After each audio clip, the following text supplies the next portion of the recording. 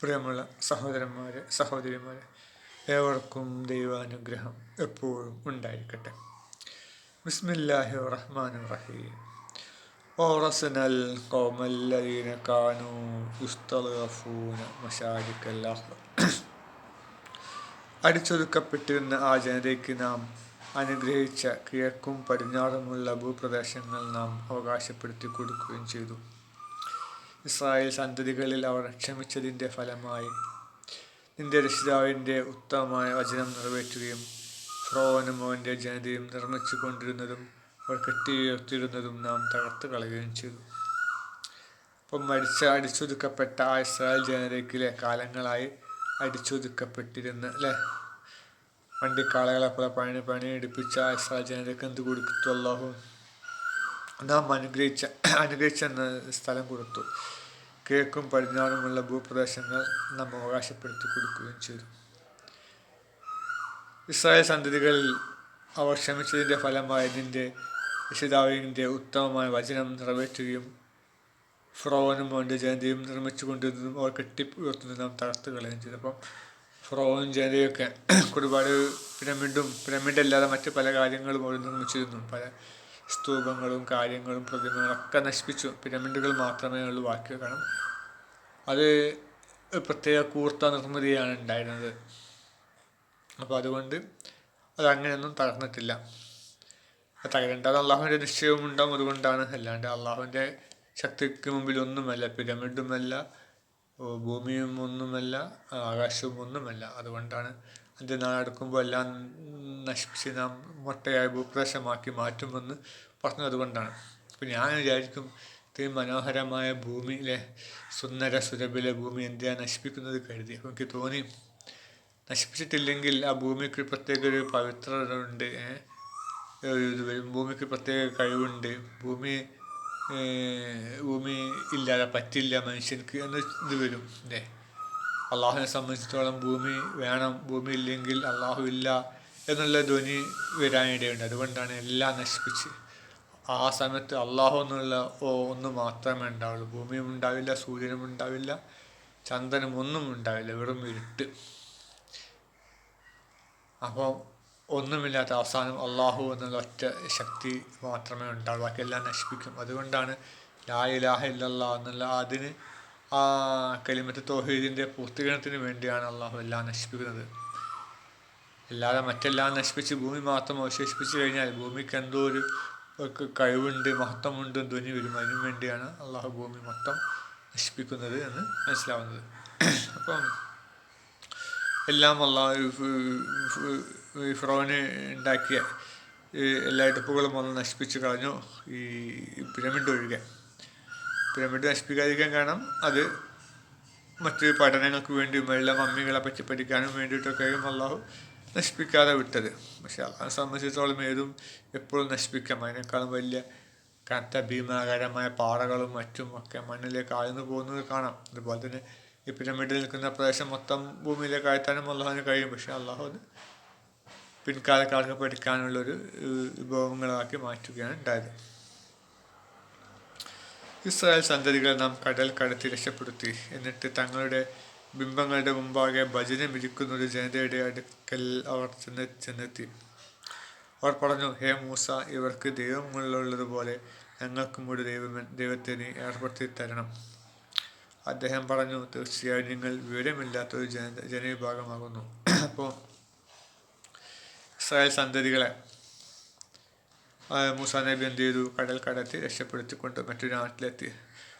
അവരെ വാഗ്ദത്ത ഭൂമി ഇസ്രായേലിലേക്കാണ്. ഇസ്രായേലിൽ നിന്ന് വന്നവരാണല്ലോ ഇവർ. അപ്പം വാഗ്ദത്ത ഭൂമിയിലേക്ക്, ഇസ്രായേലിലേക്ക് തന്നെ തിരിച്ചു പോകാൻ വേണ്ടിയിട്ടാണ് അവർ ആ വഴിക്ക് പോയത്.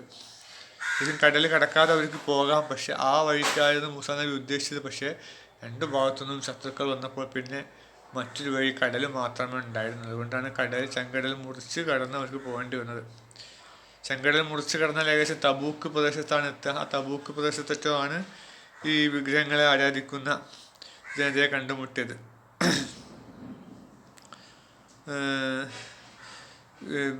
അപ്പോൾ ഞാൻ ആദ്യം കരുതി ഒരു ചെങ്കടൽ കടന്നാൽ ഇറാനിലേക്കും എത്തിപ്പെടുക, അല്ലെങ്കിൽ ഇറാഖിലേക്കായിരിക്കും നമ്മുടെ ഇന്ത്യയിലെ സംസ്കാരം എന്ന് ഇറാനിയൻ സംസ്കാരമാണല്ലോ. അപ്പോൾ അതായിരിക്കും. അപ്പോൾ അവർ പിന്നെ ഇന്ത്യക്കാർ പശുവിനെ ആരാധിക്കുന്നുണ്ടല്ലോ. അതാണ് കഴിഞ്ഞ് ഞാൻ മാപ്പ് പരിശോധിച്ചപ്പോൾ ഞാൻ കണ്ടെത്തിയ തബൂക്ക് എന്ന പ്രദേശത്താണ് ഏകദേശം എത്തിപ്പെടുക. അപ്പോൾ അവിടെയും ചിലപ്പോൾ ഈ പശുവിനെ ആരാധിക്കുന്ന ജനതകൾ ഉണ്ടായിട്ടുണ്ടാവും, അല്ലാഹു അഅലം. അപ്പോൾ തങ്ങളുടെ ബിംബങ്ങളുടെ മുമ്പിൽ ഭജനം ഇരിക്കുന്നൊരു ജനതരും. അപ്പോൾ ഇത് ബിംബങ്ങളുടെ മുമ്പാണ്.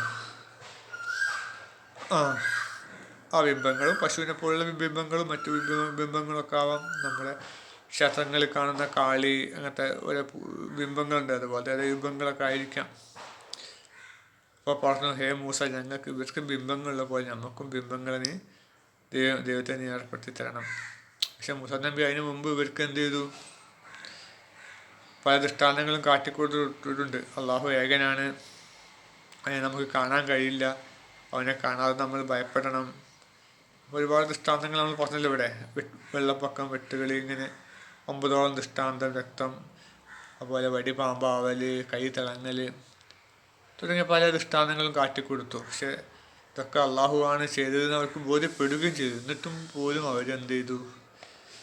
ഞങ്ങൾക്കും വേണം വിഗ്രഹങ്ങളെന്ന് പറയുകയാണ് ചെയ്തത്. അപ്പോൾ മൂസാ നബിക്ക് ദേഷ്യം പിടിച്ചു പറഞ്ഞു, നിങ്ങളൊരു വിവരമില്ലാത്ത ജനവിഭാഗമാണ്, ഇതൊക്കെ കണ്ടിട്ടും നിങ്ങൾക്ക് മനസ്സിലാക്കാൻ കഴിയാത്ത ഒരു വിവരം കെട്ട ജനവിഭാഗമാണെന്ന് മൂസാ നബി പറഞ്ഞു.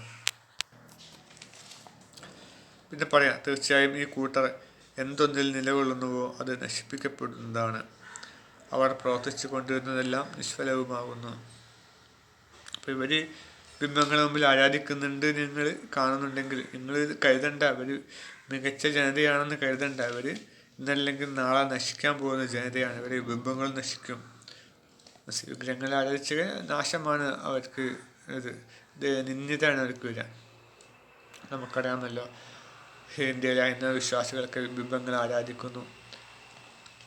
ആ ബിംബങ്ങളുടെ അവസ്ഥയൊക്കെ എന്താണ്? ഈ തുറസായ സ്ഥലത്തൊക്കെയാണ് ഈ ബിംബങ്ങൾ ഉള്ളതെങ്കിൽ അതിൻ്റെ മുകളിൽ കാക്ക തൂറും, അല്ലേ? ഏതാളാ മഹാൻ്റെ വിഗ്രഹങ്ങളാണെങ്കിൽ ഗാന്ധിജീൻ്റെ വിഗ്രഹമായാലും വേണ്ടില്ല, ഇനി മുസ്ലിങ്ങൾ ഏതെങ്കിലും വിഗ്രഹങ്ങളുടെ ഏതെങ്കിലും നേതാക്കന്മാരെ വിഗ്രഹങ്ങൾ AP ഉസ്താദിൻ്റെയോ മറ്റ് വിഗ്രഹങ്ങളുണ്ട്, അതിന് മുകളിലും കാക്ക തൂറും. കാക്കക്കും ഹിന്ദു മുസ്ലിം കണക്കൊന്നുമില്ല, എന്തിൻ്റെ മുകളിലും തൂറും. അപ്പം ഇത് നിന്ദ്യതയാണ്. അവർക്കുള്ള ശിക്ഷ, ആ ജനതകൾക്കുള്ളൊരു ഹീനമായ ശിക്ഷയാണ് ഇതൊക്കെ. അതുപോലെ തന്നെ വിഗ്രഹത്തിൻ്റെ മുകളിൽ എന്തെങ്കിലും മാലിന്യം വലിച്ചത്, അങ്ങനെ അതിൻ്റെ വർഗീയ സംഘടന ഒക്കെ ഉണ്ടാവും. ഇതൊക്കെ ഇസ്ലാം എന്ത് നിരാകരിക്കുന്നു. ഇതിനൊക്കെ ഇസ്ലാം തടയിടുകയായി വിഗ്രഹങ്ങളെ നിർമ്മാർജ്ജനത്തിലൂടെ ചെയ്തത്. മനസ്സിലായി? വിഗ്രഹങ്ങൾ കാരണമാണ് മറ്റു പല പ്രശ്നങ്ങളൊക്കെ ഉണ്ടാകുന്നത്. ഏതെങ്കിലും ഒരുത്തൻ എന്ത് ചെയ്യും? വിഗ്രഹത്തിൻ്റെ മുകളിൽ മാലിന്യം വരും, അല്ലെങ്കിൽ ബീഫ് കൊണ്ട് കെട്ടി തൂക്കും, അല്ലേ? ബീഫിൻ്റെ എല്ല് കൊണ്ട് കെട്ടി തൂക്കും. അങ്ങനെ വർഗീയ സംഘടനകളുണ്ടാവും. അപ്പോൾ അതിനൊക്കെ ഒരു കാരണമാണ് ഈ ബിംബങ്ങൾ. പിന്നെ വെറുതെ പണം നഷ്ടം, പിന്നെ ഏകദൈവത്തിൽ നിന്ന് മനുഷ്യനെ അകറ്റുക, ചെറുത്താൻ സന്തോഷിക്കണം. ഏകനായ അള്ളാഹുവിനെ മനുഷ്യരുടെ ആരാധിക്കുന്ന ചെറുത്താൻ ഇഷ്ടമല്ല. കാരണം ചെറുത്താൻ്റെ ശത്രുവാണല്ലോ ദൈവം, ദൈവത്തിൻ്റെ ശത്രുവാണല്ലോ ചെറുത്താനും. അപ്പം ചെറുത്താൻ ഒരിക്കലും മനുഷ്യർ ഏകദൈവത്തെ ആരാധിക്കുന്ന ഇഷ്ടമല്ല. അത് വിഗ്രഹമായാലും വേണ്ടില്ല, മരങ്ങളായാലും വേണ്ടിയില്ല, ഇനിയിപ്പോൾ ശാസ്ത്രത്തെ ആരാധിച്ചാലും വേണ്ടിയില്ല. ചെറുത്താൻ ഒരിക്കലും മനുഷ്യന്മാർ അള്ളാഹുവിനെ ആരാധിക്കരുത്, ഏകദൈവത്തെ ആരാധിക്കരുത്. മറ്റെന്തായാലും കുഴപ്പമില്ല. അതിനു വേണ്ടി എന്ത് ചെയ്യും? ചെറുത്താൻ മനസ്സിൽ ദുർബോധം നടത്തി വിഗ്രഹങ്ങളിലേക്ക് ആരാധിക്കാൻ തോന്നിപ്പിച്ചു കൊടുക്കും. അങ്ങനെ വിഗ്രഹങ്ങൾ